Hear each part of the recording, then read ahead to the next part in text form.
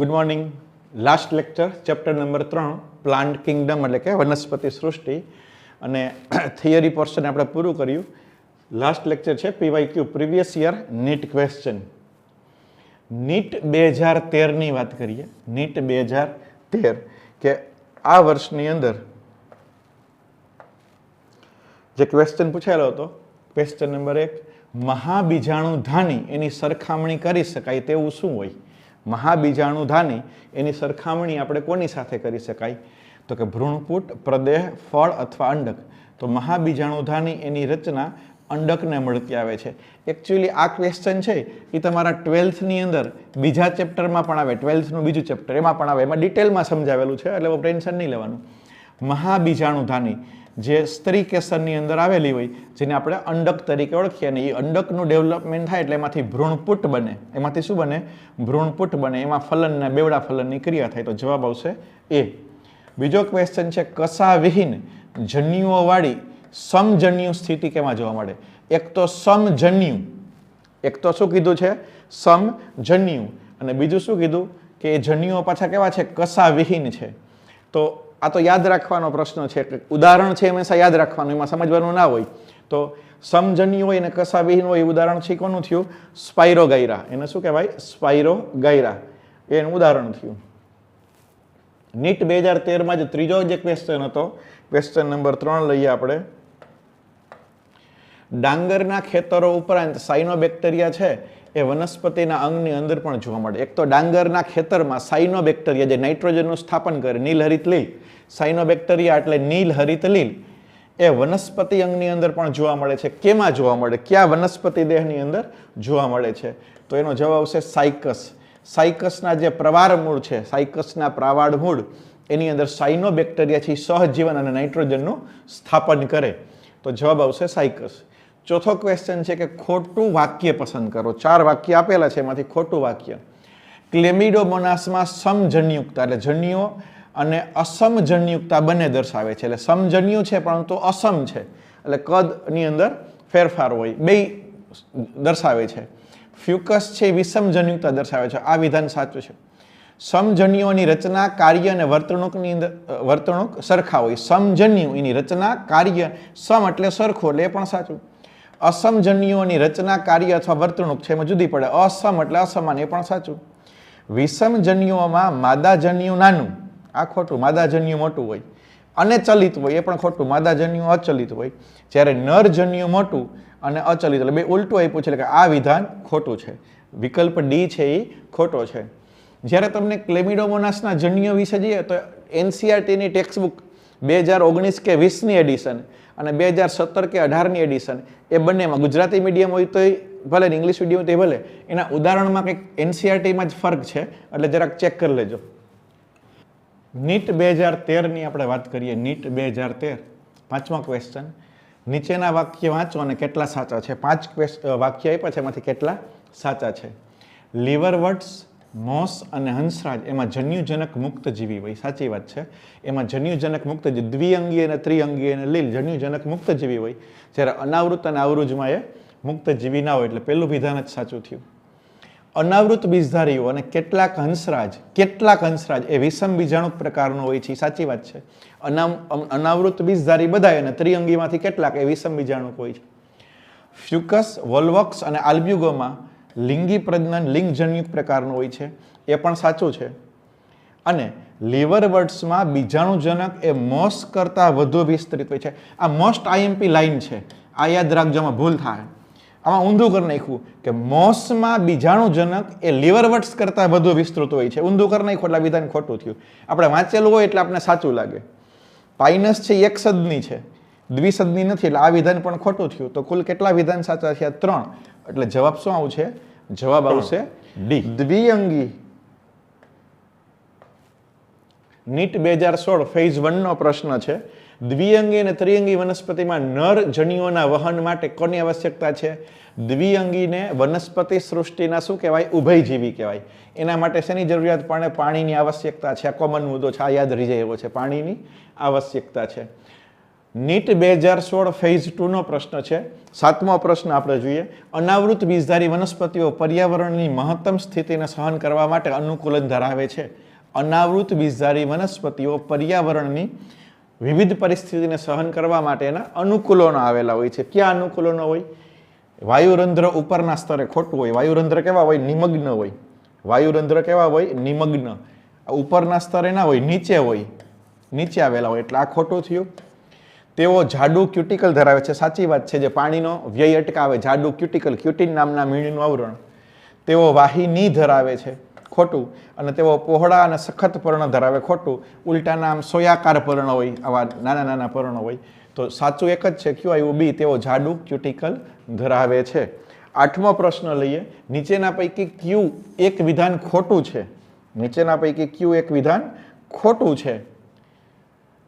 આલ્જીન એ લાલ લીલમાંથી મેળવાય છે અને કેરેજીન છે એ કથાઈ લીલમાંથી મેળવાય છે. આલ્જીન અને કેરેજીન એનું ઉત્પત્તિ સ્થાન બતાવ્યું છે એને કે શેમાંથી મેળવવામાં આવે છે. આલ્જીન છે એ લાલ લીલમાંથી અને કેરેજીન છે એ બદામી લીલમાંથી. તો એ જ ખોટું થયું, એ વસ્તુ ખોટી છે. અગર છે એ ઝિલિડિયમ અને ગ્રાસિલેરિયામાંથી મેળવવામાં આવે છે. સાચું વિધાન થયું. લેમિનારિયા અને સરગાસમનો ઉપયોગ ખાદ્ય સ્વરૂપે થાય, એ પણ સાચું છે. લીલ પોતાના નજીકના પર્યાવરણમાં ભળેલા ઓક્સિજનના સ્તરમાં વધારો કરે છે, એ પણ સાચું છે. ઓક્સિજનમાં વધારો કરે. તો વિધાન એ છે એ ખોટું થયું.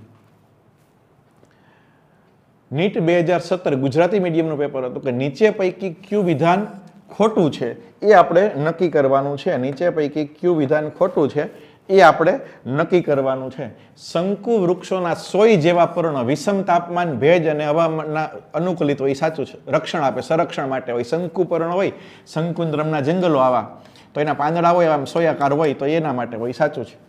પાઇનસના મૂળ ઉચ્ચ ફૂગ, એને માઇકોરાઇઝા કહેવાય, સાચું. પાઇનસના મૂળ અને ફૂગ એના સંબંધને શું કહેવાય? માઇકોરાઇઝા, એ પણ સાચું છે. સાયકસ હમણાં જ આવ્યું હતું, એના પ્રવાળ મૂળમાં નાઇટ્રોજનનું સ્થાપન કરતા સાયનોબેક્ટેરિયા હોય, એ પણ સાચું થયું. તો એક જ વધ્યું. વિશાળ રેડવુડ, જેને સિક્વોયા કહેવાય, સિક્વોયા સિમ્પરવેરન્સ, સૌથી ઊંચું વૃક્ષ, એ આવૃત બીજધારી નથી. કેવી છે? અનાવૃત બીજધારી છે. એટલે ડી વિકલ્પ કેવો થયો? ખોટો થયો.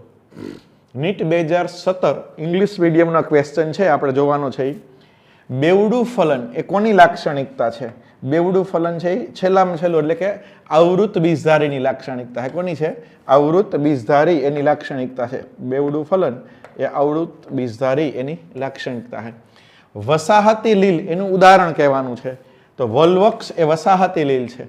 વલવક્ષ છે કેવી છે? આ તંતુમય લીલ છે. આ વસાહતી લીલ વલવક્ષ. ઉદાહરણમાં જઈ યાદ રાખવાનું. આવૃત બીજધારીમાં બેવડું ફલન હોય, અનાવૃત બીજધારીમાં એક વડું ફલન હોય. તો આમાં આન્સર સી આવશે. આમાં આવશે એ.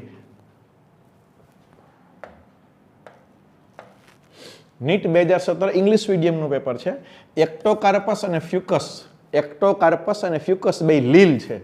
લીલનું જીવનચક્ર એકવિધ હોય. લીલનું જીવનચક્ર કેવું હોય? એકવિધ. પરંતુ અહીંયા છે એ શું છે? અપવાદ છે. તો જવાબ શું આવશે? એક દ્વિવિધ જીવનચક્ર. કેવું આવશે? એક દ્વિવિધ જીવનચક્ર. જો દ્વિવિધ, એકવિધ, એક દ્વિવિધ, એક દ્વિવિધ, એકવિધ, એકવિધ, દ્વિવિધ. તો અહીંયા શું આવશે? એક્ટોકાર્પસ એટલે એક દ્વિવિધ અને ફ્યુકસ એટલે દ્વિવિધ. એટલે જવાબ બી આવશે. મોટાભાગની લીલ છે એ એકવિધ જીવનચક્ર ધરાવે, પણ ફ્યુકસ દ્વિવિધ અને એક્ટોકાર્પસ એક દ્વિવિધ જીવનચક્ર ધરાવે છે. ત્યાર પછી જોઈએ 13મો પ્રશ્ન. અસંગત શોધો. આમાં અસંગત શું છે? સાયકસ તો કે દ્વિસદની, સાલ્વિનિયા તો કે વિષમ બીજાણુક, ઇક્વિસેટમ તો કે સમબીજાણુક અને પાઇનસ તો કે દ્વિસદની. 4 વિકલ્પ આપ્યા છે.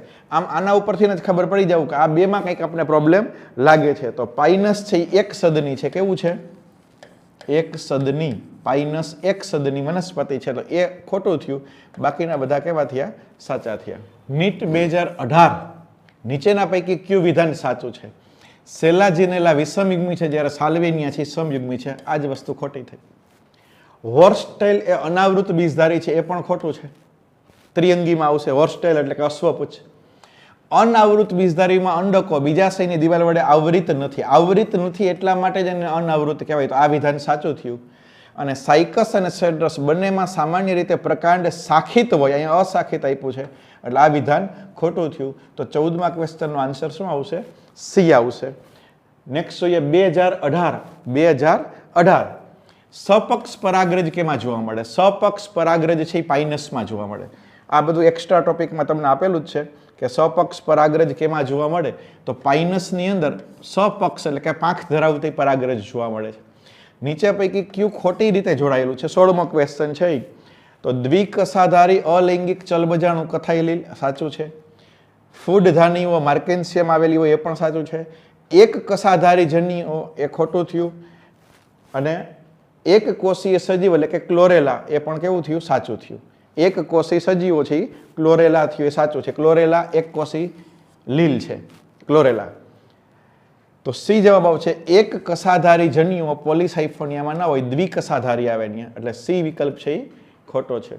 2019 17મો ક્વેશ્ચન છે ઉદ્વિકાસના દ્રષ્ટિકોણ પ્રમાણે પિતૃ બીજાણુજનક ઉપર માદા જન્યુજનક વિકાસ પામતા ભ્રૂણ સાથે જોવા મળે તે સૌ પ્રથમ કેમાં જોવા મળ્યું? સૌ પ્રથમ આ ઘટના એટલે કઈ? બીજાણુજનક ઉપર જન્યુજનક, બીજાણુજનક ઉપર જન્યુજનક અને વિકાસ પામતા ભ્રૂણ સાથે જોવા મળે એવું સૌ પ્રથમ કેમાં જોવા મળે છે એમ કહેવાય.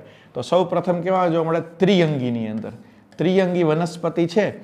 ઓલું એક વાક્ય છે યાદ રાખજો કે બીજ નિર્માણ માટેનું કંઈક સમથિંગ આ શરૂઆત થઈ હોય એવું, બીજ નિર્માણ માટેનું શરૂઆત થઈ હોય એવું ત્રિઅંગીમાં જોવા મળે. એમાં આ બીજ ધારી નથી પણ એમાં એવું જોવા મળે. તો ત્રિઅંગીની અંદર સૌ પ્રથમ બીજાણુજનક ઉપર જન્યુજનક ભ્રૂણ સાથે જોવા મળે એટલે કે ભ્રૂણધારી વનસ્પતિ કહી શકાય. નીટ 2020નો પ્રશ્ન છે. NEET 2020 floridean starch has structure similar to. Floridean starch છે એ કોના જેવું સ્ટ્રક્ચર ધરાવે? તો કે આ જે સ્ટાર્ચ છે એમાઇલોપેક્ટિન અને ગ્લાયકોજન. એમાઇલોપેક્ટિન અને ગ્લાયકોજન. સ્ટાર્ચ છે એમાં એમાઇલોપેક્ટિન હોય અને ગ્લાયકોજન હોય, આના જેવું ધરાવે. બાકીના 3 વિકલ્પ આવશે નહીં કારણ કે સ્ટાર્ચ કીધું છે એટલે. 23મો ક્વેશ્ચન સ્ટ્રોબેલી અને કોર્ન. સ્ટ્રોબેલી અને કોર્ન છે એ કેમાં જોવા મળે છે? તો કે ઇક્વિસેટમમાં જોવા મળે છે. ઇક્વિસેટમ. જો અમુક ત્રિઅંગીમાં હોય અને અનાવૃત બીજધારીમાં હોય. અમુક ત્રિઅંગી અને અમુક અનાવૃત. તો આ 3માં જોવા નહીં મળે. બધી ત્રિઅંગીમાં જોવા ના મળે. અનાવૃત હોય તો બધામાં જોવા મળે. તો ઇક્વિસેટમની અંદર સ્ટ્રોબેલી અને કોર્ન જોવા મળે છે.